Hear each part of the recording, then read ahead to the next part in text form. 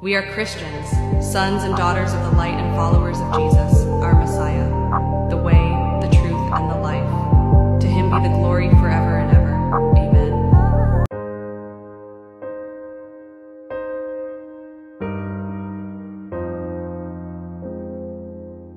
So yo, what's up guys, for today's video. So sana ay may matutunan kayo. By the way, I'm Adrian Jake B. Lieban, third year criminology student from PSU Ruas Campus.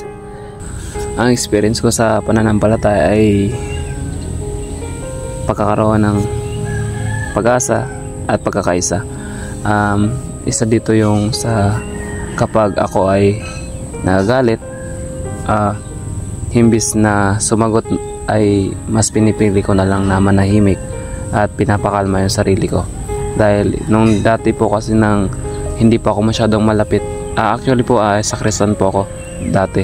Ngayon po ay hindi na po kasi inactive dahil po marami pong activities na ginagawa sa school.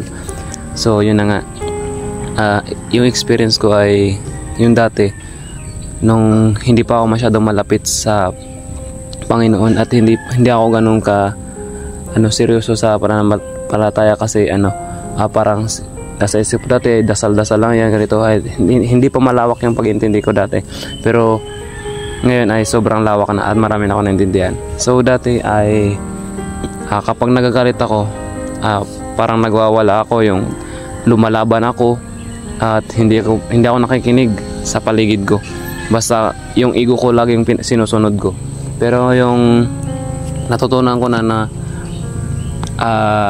parang nabuksan yung kaisipan ko at marami ako natutunan sa baga, dahil alam naman natin sa sarili natin at sa lahat na walang perpektong tao, lahat nagkakamali.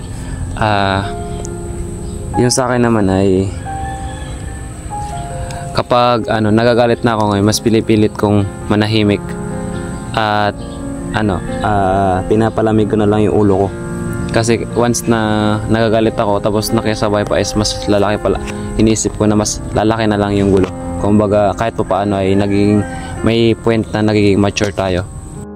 At additional sa experience ko ay sobrang saya. Although na merong mga hindi magagandang nangyari, pero the rest ay sobrang ganda.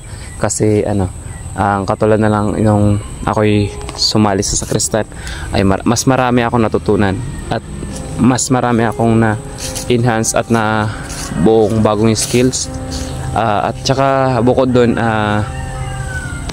mas na pabuti at napalapit ako kay God.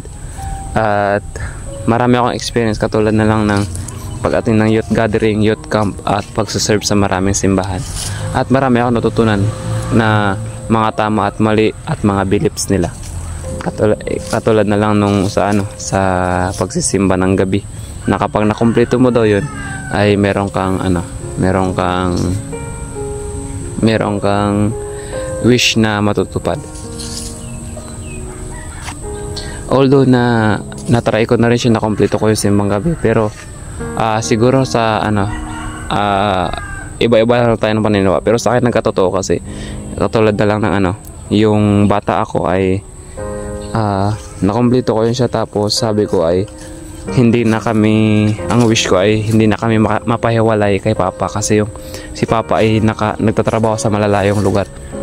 Tapos dininig yun ni God na siya ay na-destino sa malapit, at saka nung last na destino niya yung nandito na kami sa mainland. Tapos kasi dati ay isla, pagitan isla, tapos minsan lungsod siya, tapos kami probinsya lang. Tapos yung hiling ko dun ay yung isang bahay lang kami na uuwian kapag siya ay nagtatrabaho. So which is nagkatotoo naman siya. At sobra ako nagpapasalamat dahil ayun na nga, nagkatotoo yung wish ko. So sana sa mga nawawalan ng pag-asa dyan, palagi lang tayong maniwala at sumunod at makinig. Yun lang. Maraming salamat.